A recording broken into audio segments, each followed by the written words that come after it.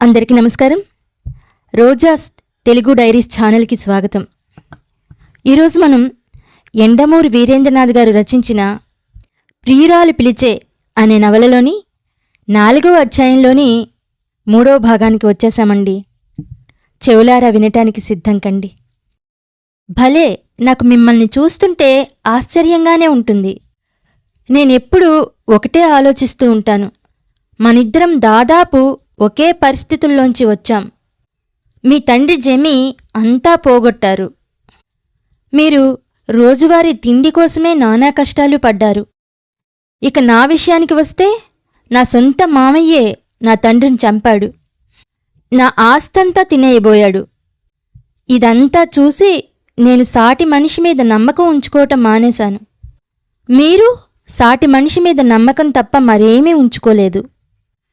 ఒకే పరిస్థితుల్లోంచి వచ్చిన మనిద్దరం ఇలా వేరువేరు నమ్మకాలు ఎందుకు పెంచుకున్నామంటారు?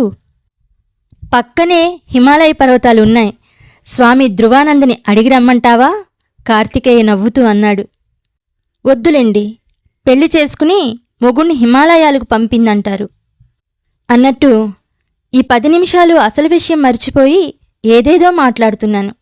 మీరు మాత్రం పెయింటింగ్ గురించి ఏమీ బాధపడకండి. నాకు మంచి ఆలోచన వచ్చింది. ఏమిటది కళ్యాణి? మొత్తం మీ బొమ్మలన్నింటినీ ₹1 కోటి ఇన్సూరెన్స్ చేయించడం. ఎలా ఉంది నా ఆలోచన? అతడు క్షణం ఆగి, బావుంది, గిన్నీస్ బుక్ కూడా ఎక్కొచ్చు, దానికేం గాని. నీకు ఇంట్లో అన్నీ సరిగ్గా అమరుతున్నాయా? ఏమైనా తోస్తోందా అన్నాడు. వ్యాపారం టాపిక్ వచ్చేసరికి ఆమె ఉత్సాహంగా బెడ్రూంలోనే టీవీ స్క్రీన్ ఏర్పాటు చేయించారు. ఏ రోజుకు ఆ రోజు బాంబే స్టాక్ ప్రొసీడింగ్స్ అన్నీ కంప్యూటరైజ్డ్ చేసి వీడియో క్యాసెట్ పంపిస్తున్నారు. తిరిగే కాలు కదిలే చెయ్యి ఊరుకోదంటారుగా. ఈ వ్యాపారం మొదలుపెట్టాను. పక్కమీద నుంచి లేచే అవసరం కూడా లేకపోవటంతో మెదడు మరింత చురుగ్గా ఉంది. నిన్న 10,000 చిలక్కొట్టుడు కొట్టాను అంది. ఎడారిలో ఉంచిన ద్రాక్షపళ్ళు పండించగలవు కళ్యాణి నువ్వు. తొందరగా వచ్చేయండి, ఇద్దరం కలిసి పండించవలసినవి చాలా ఉన్నాయి. బాయ్. ఫోన్ పెట్టేసింది. అతను కూడా ఫోన్ పెట్టేసి వచ్చి కుర్చీలో కూర్చుంటుండగా కాలికి పెయింటింగ్ తగిలింది. మంచు కొరికేయగా మిగిలిన రంగులతో దీనంగా ఉన్న ఆ కాగితాన్ని అతడు వంగి చేతుల్లోకి తీసుకున్నాడు. ఎందుకో తెలీదుగాని అప్రయత్నంగా అతని చేతులు వణికాయి. శవాన్ని ముందుంచుకుని దుఃఖానికన్నా అతీతమైన వేదనాస్థితిలో ఉన్నప్పుడు పక్క గదిలోంచి దశదిన కర్మలకు ఏం కూరలు వండాలా అన్న చర్చ వినిపిస్తుంటే కలిగే మానసిక స్థితి. తనలో మార్పు తనకి తెలుస్తోంది. కొద్దిగా మాటల్లో శ్లేష, చిరాకు, బాధ అన్నీ తెలుస్తున్నాయి. ఆక్టోపస్ ఆహారాన్ని ఆక్రమించినట్టు ఏదో పొర తనని కప్పేస్తోంది. ముందంత కన్సర్న్ లేదు. కళ్యాణి వాదనే కరెక్టా? ఈ సమాజంలో బ్రతకాలంటే కోపం, దుఃఖం లాంటి రకరకాల అనుభూతులకు లోనవ్వాల్సిందేనా? అతడు 2 చేతుల్లో మొహం దాచుకుని అనుకున్నాడు. భగవంతుడా, నువ్వు ఉన్నావో లేదో నాకు తెలియదు. ఉంటే మాత్రం నాకు కొద్దిగా ఫీలింగ్ నివ్వు. ఇంతవరకు నిన్ను డబ్బు కోసం, కీర్తి కోసం, కష్టాలు కడతీర్చమనటం కోసం ప్రార్థించి ఉంటారు. నేను మాత్రం చేజారిపోతున్న నా ఫీలింగ్స్ కోసం ప్రార్థిస్తున్నాను.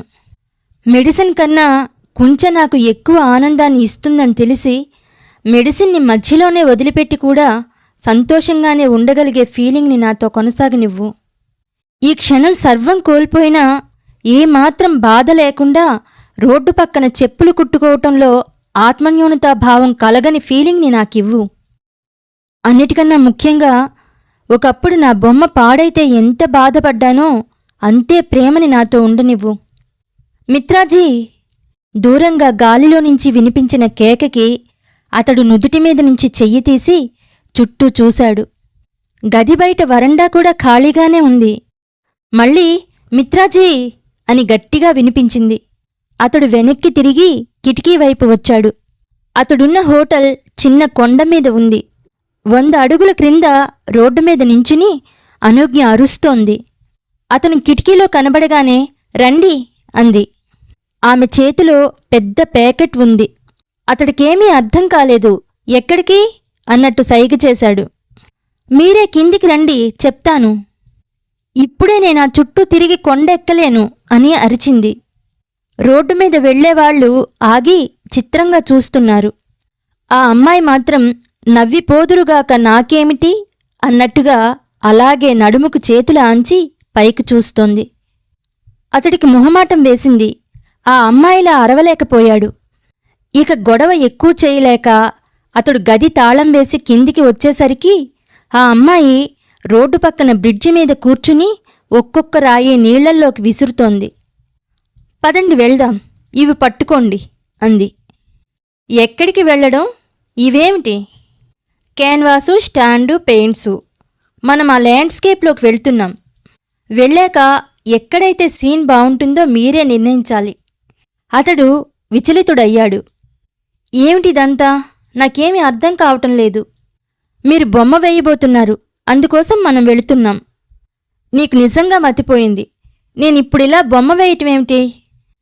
ఈ గొడవకి 2-3 ఆగి నిలబడి మళ్లీ చూడసాగారు.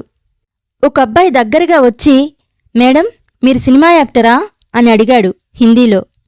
అవును. పేరు? మమతారే. బెంగాలీ డైరెక్టర్ సత్యజిత్ రే తెలీదు? ఆయన కూతుర్ని అంది. కార్తికేయ అయోమయంగా చూస్తున్నాడు.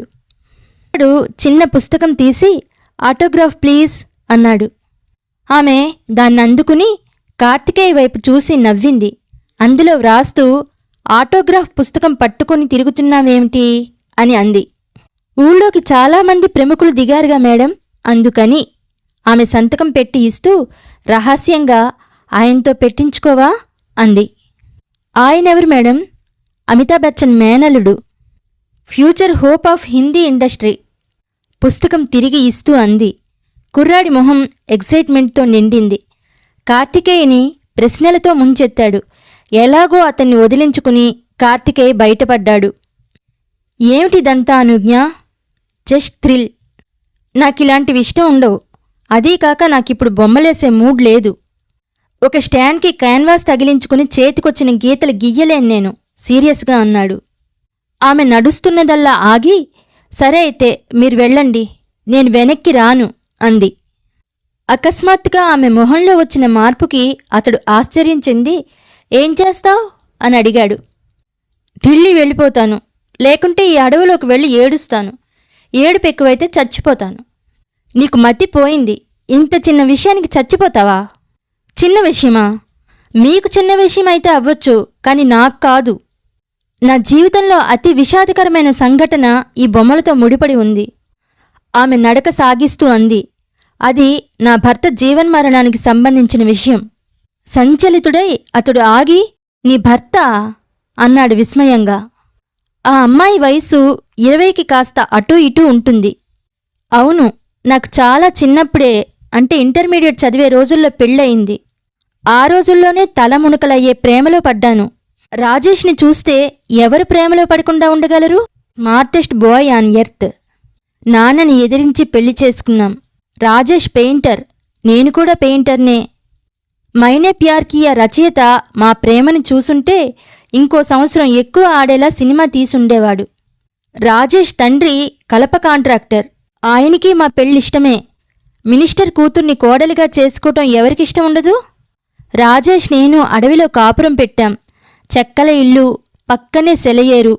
మమ్మల్ని చూసే చెలం మైదానం రాసుంటాడు. అప్పటికి నేను 4వ నెల గర్భవతిని. ఆ రోజు రాత్రి 10ంటికి జరిగింది ఈ సంఘటన. మీరు షోలే సినిమా చూశారా? లేదు. ఏం లేదు, మధ్యప్రదేశ్ అడవుల్లో ఉండేవాళ్లమని చెప్పానుగా. చంబల్ లోయ దొంగలికి ప్రసిద్ధి. మేం మా దగ్గర విలువైనవి ఏవీ ఉంచుకునేవాళ్లం కాదు. సాధారణంగా అడవుల్లో ఉండే కాంట్రాక్టర్లు అలానే చేస్తారు. చంబల్ దొంగలు స్త్రీలను ముట్టుకోరు. ఆ రాత్రి 4 దొంగలు మా ఇంటిని చుట్టుముట్టారు. ఏమీ దొరకలేదు, ఒక రైఫిల్ తప్ప. దాన్ని తీసుకుని వెళ్లబోతుంటే ఒక బందిపోటు దృష్టి గోడలకున్న బొమ్మల మీద పడింది. దొంగలకు కూడా కళాత్మక హృదయం ఉంటుందని నాకు తెలీదు. ఆ బొమ్మలు రాకేష్ ఎంతో కష్టపడి వేసినవి. ఆ విషయం మాత్రం నాకు తెలుసు. నేను వాళ్ళకి అడ్డుపడ్డాను. ప్రాణం పోయినా సరే ఆ బొమ్మలు రాజేష్ నుంచి వేరు కాకూడదనుకున్నాను. పొయ్యిలో కట్టె తీసి ఒక దొంగ తల మీద వెనక నుంచి బాదాను. అదే నేను చేసిన పొరపాటు. చెంబల్వాలి దొంగలు ప్రతిఘటనని సహించలేరు. ఇద్దరొచ్చి నా పెడరెక్కలు గట్టిగా పట్టుకున్నారు. 4వ నెల గర్భవతినైనా చూడకుండా నా భర్త ముందే రేప్ చేశారు. కార్తికేయ పాముకాటు తగిలినవాడిలా ఆమె వైపు చూశాడు. ఆమె నడుస్తుంటే చెట్ల నీడలో ఆమె మొహం మీద నుంచి వెనక్కి కదిలి వెళ్ళిపోతున్నాయి. ఆమె తల వంచుకుని నడుస్తూ తనలో తానే మాట్లాడుకుంటున్నట్టు, చదివేసిన పుస్తకం తాలూకు పేజీలో వెనక్కి తిప్పి చూసుకుంటున్నట్టు కొనసాగించింది. మామూలుగా నా వైపు ఎవరైనా కన్నెత్తి చూస్తేనే సహించలేని రాజేష్ ఈ సంఘటనతో పిచ్చి బలం తెచ్చుకుని వెళ్ళిపోతున్న దొంగల్లో ఒకణ్ణి వెనుకనుంచి పొడిచాడు. మిగిలిన దొంగలు రెచ్చిపోయి ఆ కత్తితోనే రాజేష్ కుడిచెయ్యి నరికిపారేశారు. ఆ దృశ్యం నాకింకా బాగా గుర్తుంది. అతడి చెయ్యి నేలమీద ఆఖరి ప్రాణంతో కొట్టుకుంటోంది. అప్పుడే అబార్షన్ జరిగింది. నా వయసు 17 ఏళ్ళు అప్పుడు. కార్తికేయ పెదాలు బిగబట్టాడు. రాజేష్ చెయ్యి నరికి దొంగల అడవిలోకి పారిపోయారు. దొంగని చంపినందుకు మాత్రం రాజేష్కి న్యాయస్థానం జైలు శిక్ష వేసింది. నన్ను ఖాళీగా ఉంచడం ఇష్టంలేని నాన్నగారు మళ్లీ కాలేజీలో చేర్పించారు. అప్పుడప్పుడు తీహార్ జైలుకు వెళ్ళి రాజేష్ని చూసి వస్తుంటాను. ఇద్దరం సంతోషంగానే ఉన్నాం. రాజేష్ అంటూ ఉంటాడు, అనుజ్ఞ ఒక పాత నల్ల దుప్పటి కొనుంచు అని. ఎందుకంటాను నేను. జైల్నుంచి గెడ్డంతో బయటికి రాగానే అది భుజాల చుట్టూ కప్పుకుని చుట్ట నోట్లో పెట్టుకుని చెంబల్వాలిలోకి వెళ్ళి ఆ దొంగల్ని 4 చంపాలి అని. అతనంత మామూలుగా ఉండటం నాకు సంతోషంగానే ఉంది. చెయ్యి పోయినందుకు బాధేమన్నా ఉందా అని అడుగుతూ ఉంటాడు. అదెలాగూ నా సవతి అంటాను నేను. అవును మరి, దాంతో ఎప్పుడూ పెయింటింగ్స్ వేసేవాడివి, అది పోయింది కాబట్టి నాతోనే ఉంటావు. నాతో రొమాన్స్ చేయటానికి ఒక చెయ్యి చాలే అంటూ ఉంటారు. మాకు ఒక్కటే కోరిక, ఎప్పుడు తను బయటికి వస్తాడా, ఎప్పుడు ఆ అడవిలో సెలయేటి పక్క మా చెక్కల బిల్డింగ్కి తిరిగి వెళ్ళిపోదామా అని. ఆమె అతడి వైపు చూసి నవ్వింది. చూసారా, ఒక్క పెయింటింగ్ మా జీవితాన్ని ఎన్ని మలుపులు తిప్పిందో అంది. కార్తికేయ వినటం లేదు. అతడి మనోనేత్రంలో 3వ ద్వారం తెరుచుకున్నట్టు ఉంది. ఒక సమస్యకి తను వేదాంతంతో స్పందించాడు. తన భార్య తెలివితేటలతో దాన్ని అధిగమించటానికి ప్రయత్నించింది. కాని ఈ అమ్మాయి సమస్యను అస్సలు పట్టించుకోలేదు. అంతకన్నా పెద్ద అవమానం ఒక సమస్యకేమైనా ఉందా? దాన్ని అసలు పట్టించుకోకుండా పరిహసించటం. ఆ చిన్నపిల్ల అతడికి 3rd డైమెన్షన్లో కనిపించింది. రాజేష్ ఒక అపూర్వమైన వ్యక్తిగా తోచాడు. చిన్నపిల్లలు ఆడుకుంటున్నట్టు దెబ్బ తగిలితే క్షణాల్లో మరిచిపోయి మళ్లీ ఆటలోనూ ఆనందంలోనే మునిగిపోయినట్టు. అల్లరి వెనుక ఇంత బాధావల్లరి ఉన్నట్టు తెలియనివ్వకుండా, అసలు మనోఘర్షణే లేకుండా సరదాగా వేదాంతం కన్నా పెద్దదైన సరదాగా దొబ్బిచెలుల స్నేహన్నాడు ఒక కాంతిలా, వయసు వన్నె తొడిగినప్పుడు కన్నె సంక్రాంతిలా ఆమె అపురూపంగా తోచింది. చెప్పండి మిత్రాజీ, ఒక పెయింటింగ్ ఎంత పనిచేసిందో చూశారుగా. మళ్ళీ ఇన్నాళ్లకి మీ పెయింటింగ్ పాడుచేసి నా మనసుతో చివాట్లు తిన్నాను. నన్ను నేను తిట్టుకోకుండా ఉండాలంటే మీరు మళ్ళీ బొమ్మ వెయ్యాలి. ఒక్కరోజులో దాన్ని పూర్తిచేసి రికార్డ్ స్థాపించాలి. లేకపోతే నా మానసిక క్షోభకి అంతుండదని అనను. కాని రాజేష్ చెవి మెలేసి గుంజీలు తీయిస్తాడు. నా ఆనందం కోసం మీరింత చిన్న పని చేయలేరా అంది. అది చిన్న పని కాదని అతనికి తెలుసు. కొంకర్లో పోయిన చేతివేళ్ల వంక చూసుకుంటూ వేస్తాను అన్నాడు. ఆమె మొహం విప్పారింది. థ్యాంక్స్ అంది. నన్నొక గొప్ప మెంటల్ టార్చర్ నుంచి రక్షించారు. కార్తికేయ ఆమె మాటలు వినటం లేదు. అతనిలోని కళాకారుడు అప్పుడే మూడ్లోకి వెళ్ళిపోయాడు. ఒక ఏటవాలు ప్రదేశం క్రింద స్టాండ్ పెట్టి చుట్టూ చూశాడు. కొండమీద త్రిశూలాలు గుచ్చినట్టు సైప్రస్ చెట్లు, హిపోక్రటిక్ కాంక్రీట్ జంగిల్ నుంచి దూరంగా మరో ప్రపంచానికి తీసుకువెళుతున్నట్టు హిప్నటైజ్ చేసే గాలి, చెట్ల సందుల్లోంచి నిశ్శబ్ద సంగీతాన్ని వినిపిస్తోంది. కొండల మీద వెండి కరిగి కిందికి ప్రవహిస్తున్నట్టుంది మంచు. ఆ దృశ్యం చూడ్డానికి 1000 కళ్ళుండాలంటారు. కాదు, మనసుకి కళ్ళుండాలి. ఏ చిత్రం వెయ్యాలో అతనికి తోచలేదు. ఒక చిన్న భావం మనసులో విత్తనంలా పుట్టి క్రమంగా పెరిగి ఒక ఆకృతి దాల్చుకుని ఇక దాన్ని చిత్రించకపోతే తప్ప లాభం లేదు అన్న ప్రసవ వేదన మొదలైతే తప్ప కుంచె పట్టుకోవడం అతడికి ఇంతకుముందు అలవాటు లేదు. అతడు కుంచె వెనుక భాగంతో గెడ్డం గోక్కున్నాడు. దూరంగా ఒక అమ్మాయి ఒక కొండరాతి మీద కూర్చుని గాలిలో కాళ్లాడిస్తూ పాడుకుంటోంది. పరీక్షకు కూర్చున్న కుర్రాడు ప్రశ్నకు సమాధానం తట్టక ఇన్విజిలేటర్ వైపు దీనంగా చూసినట్టు అతడు ప్రకృతి వైపు చూశాడు. ఆమె వెనుక నుంచి వచ్చి అడిగింది, ఏం మిత్రాజీ, ఏమిటి అలా ఉండిపోయారు? ఏం గీయాలో తెలియటం లేదు. ఆమె కిలకిలా నవ్వింది. అతడు ఆమె వైపు తలతిప్పి చూశాడు. ఏమనుకుంటుంది అమ్మాయి? ఒక గేయమైన చిత్రమైన రావాలంటే గుండె గాయపడటమో హృదయం నవ్వటమో జరగాలి. మనసు గ్రీష్మాన్నో వసంతాన్నో అనుభవించాలి. ఎందుకు నవ్వుతున్నావు? రాజేష్ కూడా ఇలాగే తలగోక్కునేవాడు. ఏం గీయాలి అని విసుక్కునేవాడు. నేననేదాన్ని, ప్రేరణ రావటం లేదా మిత్రాజీ? నీ కుంచెని నా గుండెల్లో ముంచి గీయి అని. అది గుర్తొచ్చి నవ్వొచ్చింది. భూమి ఆకాశాలు కలిసే చోటు నుంచి మొదలుపెట్టి గీత గీయండి మిత్రాజీ, తరువాత అదే వస్తుంది. అతను కుంచెను రంగులో ముంచబోయాడు. మంచు వల్ల బిగుసుకున్న ఎముకలు సహకరించటానికి నిరాకరించాయి. అతడు మరింత ప్రయత్నం చేశాడు. నరాలు తెగుతున్న నొప్పి, బాధని కళ్ల వెనుక దాచుకుని ఆమె వైపు చూశాడు. ఆమె ఎప్పుడూ అక్కడ్నుంచి కదిలి వెళ్ళిపోయింది. ఏదో పాట పాడుకుంటూ వెళ్ళి కొండరాళ్ల మీద తిరిగి కూర్చుంది. రెప్పపాటు కాలంలో పట్టుకున్న అతని కళ్ళు ఒక దృశ్యాన్ని పట్టుకున్నాయి. ప్రకృతిని, ఆమెని. అక్కడ ఆమె అనూజ్ఞ కాదు, ఒక సౌందర్యం, అంతే, అనూహ్యమైన సౌందర్యం. మంచు పొగల్ని, మంచు వెన్నెల్ని కలిపి రంగరించినట్టుగా ఉంది ఆ సౌందర్యం. ఆమె కళ్లల్లోంచి నిర్మలాన్ని అరువు తీసుకుని ఆకాశం నీలిరంగును సంతరించుకుంది. ఆమె కురుల్లోంచి చీకటిని బదులు తీసుకుని సైప్రస్ చెట్లు తమ నీడలుగా పరుచుకున్నాయి. కొండలమీద మంచు ఆమె చెక్కిళ్ల నునుపుదనాన్ని నిమిరి సిగ్గుపడింది. మొఘల్ సరాయి స్టేషన్లో తప్పిపోయిన త్రిపుర కళ్యాణో, పల్లకీలోంచి దిగిన ఊర్వశో ఆ కొండల మధ్య సౌందర్యంగా రూపుదిద్దుకుని అతడి నరాల్ని సుతారంగా నిమిరారు. బాధని కాంక్ష అధిగమించగా అతడి కుంచె కదిలింది. తడిసిన సూర్యుణ్ణి మేఘం క్రిందనుంచి చిరువెలుగులు వెవ్వెవ్వే అని వెక్కిరించినట్టు అతడి శారీరక బాధని ఆ ప్రకృతి సౌందర్యం పరిహసించింది. బాధ గొప్పదే, కాని కాంక్ష ఇంకా పెద్దది. అతడు తనలో తాను మునిగిపోయాడు. ఒక కసితో నాట్యరచన ప్రారంభించి ఆ రచన తాలూకు అందాల్ని ఆస్వాదించటంలో మునిగిపోయిన కళాకారుడిలా అతడు ఆ అమ్మాయి విషయం మరిచిపోయి తన పనిలో తను లీనమయ్యాడు.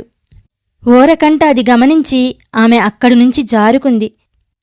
అతడు గమనించే స్థితి ఎప్పుడో దాటిపోయాడు. భూమి ఆకాశం కలుసుకునే చోట గీత లేదు. అది అతడి ఊహాసుందరి. ఆ గీత పెదవుల మధ్య రేఖ అయింది. కొండల మధ్య దూకే సెలయేరు కనపట్టం లేదు. కిలకిలా నవ్వు వినపడుతోంది. మేఘం వెనుక ఎరుపేమైంది? అమ్మాయి చిగురాకు పెదవయింది. అతడు 2 గంటలపాటు స్వాప్నికాలోకంలో విహరించి తిరిగి భూమ్మీదికొచ్చేసరికి ఆ అమ్మాయి దూరం నుంచి వస్తూ కనిపించింది. ఉత్తర భారతదేశంలో టీ ముంతలో పోసి అమ్ముతూ ఉంటారు. అటువంటి ముంత ఒకటి తన చేతిలో పట్టుకుని మరొకటి చేతితో ఒక గోనె సంచి భుజాన వేసుకుని ఆమె చెత్త కాగితాలు ఏరుకునేవాడి లెవెల్లో కొండదిగి వస్తుంటే అతడు ఆశ్చర్యపోయాడు. ఏమిటది? టీ. అది సరే, ఆ సంచి ఏంటి? ఎండుటాకులు. అతను అదిరిపడి, ఎండుటాకులా అన్నాడు. అవును మిత్రాజీ, ముంతలో టీ ఇక్కడికి వచ్చేసరికి చల్లారిపోతుంది కదా. ఇక్కడేమో మంచులో తడిసిన ఆకులు తప్ప మరేమీ దొరకవు. అందుకే గొప్ప దూరదృష్టితో వస్తూ వస్తూ ఇవి కూడా తెచ్చా అని గబగబా 3 రాళ్లు జరిపి వాటిమీద ముంత పెట్టి క్రింద వెలిగించింది. ఆమె మోకాళ్ల మీద కూర్చుని వంగి పొగ ఊదుతుంటే ఫ్లాస్క్లో పోస్తే అవచ్చు కదా, ఇంత కష్టం దేనికి అన్నాడు. ఆమె ఊదటం ఆపి తల పైకెత్తకుండా కేవలం కళ్ళు పైకెత్తి రెంటికి తేడా లేదా అంది. ఏముంది, 7:30కి ఫ్యామిలీని తీసుకుని బ్లూ మౌంటైన్ హోటల్కి డిన్నర్కొచ్చాయి అనటానికి మా ఆవిడ పులిహోర బొబ్బట్లు చేసిందోయ్, సతీపుత్ర సమేతంగా సాయంత్రం ఇంటికి రా అనటానికి మధ్య ఉన్నంత తేడా ఉంది అనేసి తిరిగి తన పనిలో నిమగ్నమైంది. అతడు మౌనంగా ఆమె చేస్తున్న పనివైపు చూడసాగాడు. చాంద్ బన్కే తూగన్సే అనే పాట పాడుకుంటూ టీ వెచ్చబెట్టి, ఇది ఏ రాగం అంది. అతడు అన్యమనస్కంగా ఏది ఏ రాగం అని అడిగాడు. పక్కన కోయిల్లా నేను పాడుతుంటే వినపట్టంలే. నాకు రాగాల సంగతి తెలీదు. కళ్యాణి అనుకుంటా, ప్యార్ భరా దిల్ సినిమాలోనిది. ఈ కొత్తగా వచ్చిన ఆనంద్ మిళింద్, నిఖిల్ వినయ్ అందరూ కర్ణాటక రాగాల్ని, దక్షిణాది సంగీతాన్ని ఉత్తరాది వాళ్ళకి ఇంట్రడ్యూస్ చేసి పాపులర్ అయిపోతున్నారు. నదీం శ్రావణ్ కూడా అంతే. బప్పిలహరి, ఆర్డి బర్మన్ అయిపోయాక మళ్ళీ స్లో సంగీతం హిందీ వాళ్ళకి బాగా నచ్చుతున్నట్టుంది కదూ. నాకూ అంతగా తెలీదు. తెలిసే అవకాశం లేదులేండి. మీ ప్రపంచమంతా బొమ్మలేగా. మేము ఢిల్లీలో ఉంటాం కాబట్టి మాకు తప్పదు. మీకు తెలుసా, నాకు ఢిల్లీ అస్సలు నచ్చదు. నేను మా నాన్నగారి చెవిలో జోరీగలాగా ఎప్పుడూ చెబుతూ ఉంటాను, వెలగబెట్టిన మంత్రి పదవి చాలే నాన్నా, పల్లెటూరికి వెళ్ళి పొలాలు చూసుకుంటూ సెటిల్ అవ్వు, అప్పుడప్పుడు రాజేష్ నేను వస్తుంటాం అని. వినడే, ఇంకా దేశంలో కొల్లగొట్టడానికి బోలెడున్నట్టు కొంతకాలం ఆగమ్మా అంటాడు. మీరే చెప్పండి, ఢిల్లీ బావుంటుందా పల్లెటూరు బావుంటుందా? అతడు టీ తాగుతూ, ఏమిటి పల్లెల్లో నీకంత నచ్చింది అని అడిగాడు. అబ్బో, మేం పల్లెటూరు వదిలేసి 15 సంవత్సరాలు అయిందిలేండి. అప్పుడు నాకెన్ని 6 8 ఏళ్ళు. మీరు చెప్పండి, మన ఇంట్లో 8 ఏళ్ల పాపకి ఎవరికైనా జ్వరం వస్తే పల్లెటూళ్ళలో అయితే చాకలి, పాలు పోసేవాడు, దారిని పోయే ముసలాయన, గుడి నుంచి సాయంత్రం ఇంటికెళ్లే పూజారి, ధన్వంతరి అందరూ మన ఇంటి దగ్గర ఓ క్షణం ఆగి పాపకెలా ఉందమ్మా అని అడిగి పరామర్శిస్తారా లేదా? అదే ఢిల్లీ అయితే మనకెందుకు అనుకుంటారు. ఏ టెర్రరిస్టో పేల్చేసినా పోలీసులొచ్చి మన అడ్రస్ కనుక్కోవాల్సిందే. అవునా కాదా? అవుననుకుంటాను. అనుకుంటానేమిటి, నేను చెప్తే అవును అంతే అన్నట్టు మీరేమిటి గాఢంగా నిశ్వసిస్తున్నారు? బొమ్మేసే ఉత్సాహం పోయిందా? అతడు సగం పూర్తయిన బొమ్మవైపు నిర్లిప్తంగా చూసి మౌనంగా ఉండిపోయాడు. ఆమె నిశ్శబ్దాన్ని ఛేదిస్తూ, నేను డాన్స్ చేయనా అంది. అకస్మాత్తుగా వినిపించిన ఆ మాటలు వెంటనే అర్థం కాకపోయినా ఏమిటి అన్నాడు అయోమయంగా. ఆమె ఉత్సాహంగా రాతిమీద నుంచి క్రిందికి దిగి చేతిలో హారతి కర్పూరం వెలిగించుకుని డాన్స్ వేస్తాను, వెయ్ బొమ్మేయ్ తకతై, నాలోని ఊపిరి నీవై థై, నీ చేతికుంచె నేనై వెయ్ బొమ్మేయ్ అని పాడుతాను. విశ్వనాథ్ చూశారంటే వెంటనే నన్ను హీరోయిన్గాను, ఈ సీన్ క్లైమాక్స్గాను పెట్టి తీసేస్తారు. వీటన్నిటికీ తోడు నీకు సినిమా ఉత్సాహం కూడా ఉందా? అచ్చు మా రాజేష్ అడిగినట్టు అడుగుతున్నారు. ఏ ఉంటే తప్పేమిటమ్మా? రాజేష్ అంటూ ఉంటాడు, వేస్తే వేశావు కానీ రాఘవేంద్రరావు పిక్చర్లో వెయ్యకు, నిక్కరేసి నీళ్లల్లో ముంచుతాడు అంటారు. నాకు ఒళ్ళు మండుద్ది. విశ్వనాథ్ గారైతే మాత్రం పైటి నిండుగా కప్పి జాకెట్ విప్పి ముంచరా అంటాను. సినిమాల్లో అందరూ ముంచేది నీళ్లల్లోనే కదా, పాలల్లో ఎవరూ ముంచరు కదా. అఫ్కోర్స్ ఆయనది సెక్స్ అయితే ఈయనది గొప్ప రొమాన్స్ అనుకోండి. రెండింటికి తేడా ఏమిటో, చదివి మంచం పక్కన పడేసేది సెక్స్, రాత్రి భర్తకి చదివి వినిపించి నవ్వుకునేది రొమాన్స్ అన్నట్టు. మిత్రాజీ, ఆంధ్రదేశానికి ఇంత దూరంలో నేను తెలుగు సినిమా సంస్కృతి గురించి, రొమాన్స్ గురించి మాట్లాడటం కాస్త ఎక్కువైందేమో. కాస్త కాదు, చాలా ఎక్కువైంది. అచ్చు మా రాజేష్ కూడా అలాగే అంటాడు. ఆమె రాయి మీద కూర్చుంటూ అంది. నేను మాట్లాడకుండా ఉండటానికి ఏకైక మార్గం మీరు బొమ్మ వేయటం. ట్రింగ్ ట్రింగ్. అతడు మరోసారి ఆ చిత్రం వైపు చూసి, రంగులు కరెక్ట్గా లేవు అన్నాడు దిగాలుగా. ఆమె కంగారుగా, అయ్యో వచ్చిందా సమస్య? నేను అనుకుంటూనే ఉన్నాను సుమీ.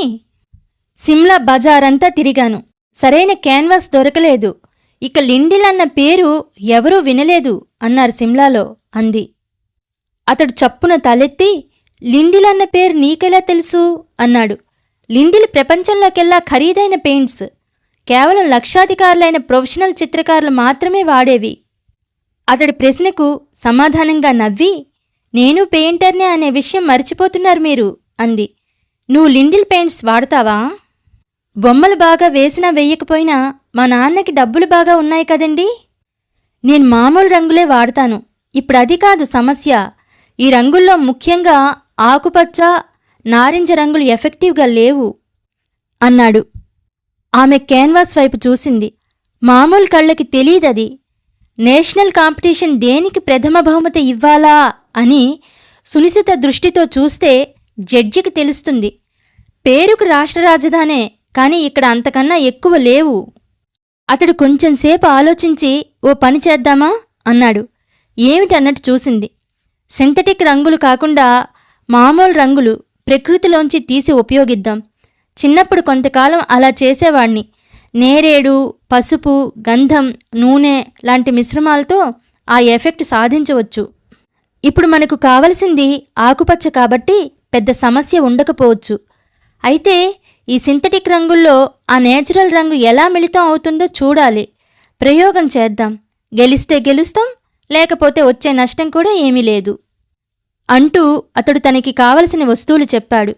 ఆమె వెళ్ళి వాటిని తీసుకొచ్చే లోపలే చెట్ల మధ్య తిరిగి తనకు కావలసిన వస్తువులన్నీ మరికొన్ని సేకరించాడు. ఆమె రాగానే అన్నీ కలిపి తనకి కావలసిన రంగుల మిశ్రమాలని తయారు చేయసాగాడు. ఎప్పుడూ గలగల మాట్లాడేది చాలా నిశ్శబ్దంగా అతడు చేసే పనిని గమనిస్తూ కూర్చుంది. అతడు రకరకాల కాంబినేషన్లు ప్రయత్నిస్తున్నాడు. కొద్దిగా కుదురుతోంది. క్యాన్వాస్ మీద పెట్టగానే కొద్దిగానే రాలిపోతోంది, కొద్దిగా జారిపోతోంది. మళ్లీ ప్రయత్నం చేస్తున్నాడు. అలా చేస్తూనే ఆమె చాలాసేపటి నుంచి నిశ్శబ్దంగా ఉండటాన్ని గమనించి, ఏమిటి అలా ఉన్నావు అని అడిగాడు. ఆమె అతడు చేస్తున్న పని మీద నుంచి కళ్ళు తిప్పలేదు.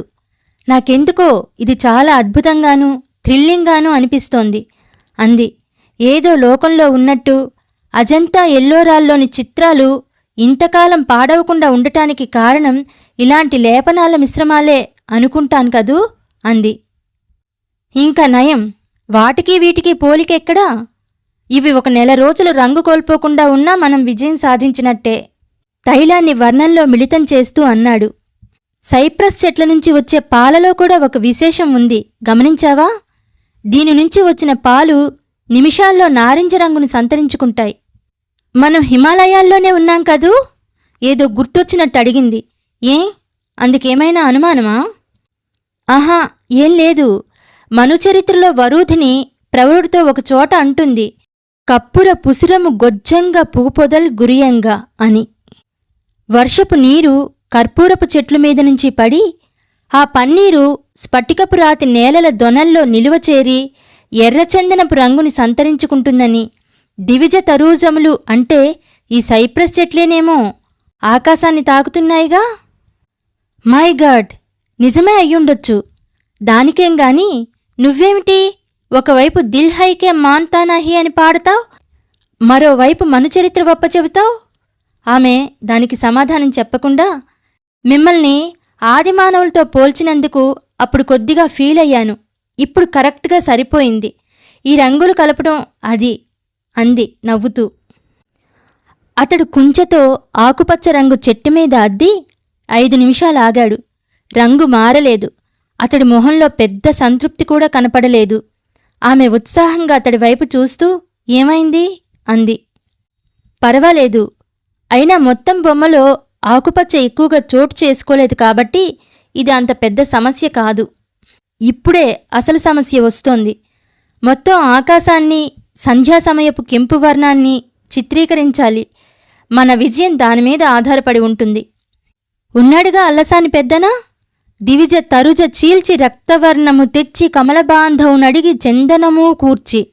చెట్లు ఆకాశం నుంచి పుట్టినట్లు ఆయన తప్ప ఇంకెవరు వర్ణించగలరు? చూద్దాం మరి ఆయన చిత్రీకరణ ఎంత కరెక్టో అంటూ వెళ్ళి సైప్రస్ చెట్ల పాలు పట్టుకుని వచ్చింది.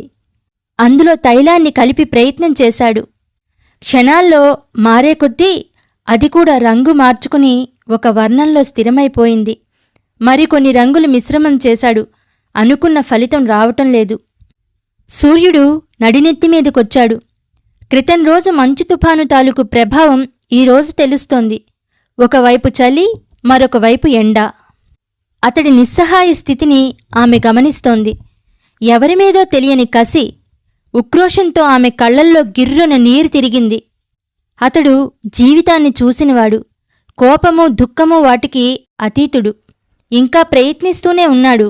కాని ఆమె చిన్నపిల్ల. ఈ ఓటమి తట్టుకోలేకపోతోంది. అతడు కష్టపడి చలికి కొంకర్లు పోయిన వేళ్లు స్వాధీనంలోకి తెచ్చుకుని ఆ బొమ్మ వేయటానికి ప్రయత్నిస్తున్నాడో ఆమెకు తెలుస్తోంది. ఇంతవరకు వచ్చాక ఫెయిల్ అవటం ఆమెకి కొండల్ని, చెట్లని కాల్తో తన్నాలనిపిస్తోంది. అంత కసిగా ఉంది. సమయం 2 అవుతోంది. టీ తాగాలన్న ఉత్సాహం కూడా లేదు. 4 చిత్రాన్ని తీసుకెళ్లి ఇచ్చేయాలి. అతడు కుంచె పక్కన పెట్టి వెళ్లి రాతిమీద కూర్చుని అలసటగా మొహాన్ని చేతుల మధ్య దాచుకున్నాడు. అతడి బాధ తనకి తెలియనివ్వకుండా ఉండటానికి అతడు చేస్తున్న ప్రయత్నం ఆమెలో మరింత బాధని కలిగిస్తోంది. ఆమె రోషంగా చెట్లవైపు, ఆకాశం వైపు, కొండలవైపు చూసింది.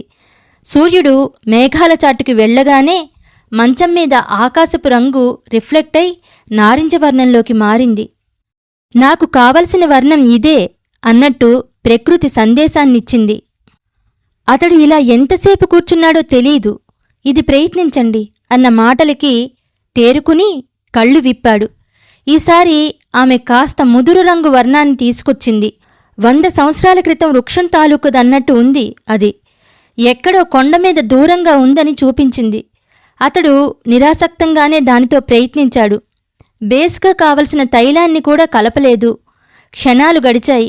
నిమిషాల్లోకి మారాయి. క్రమంగా రంగు మారి అది జేగురు రంగులో స్థిరపడింది.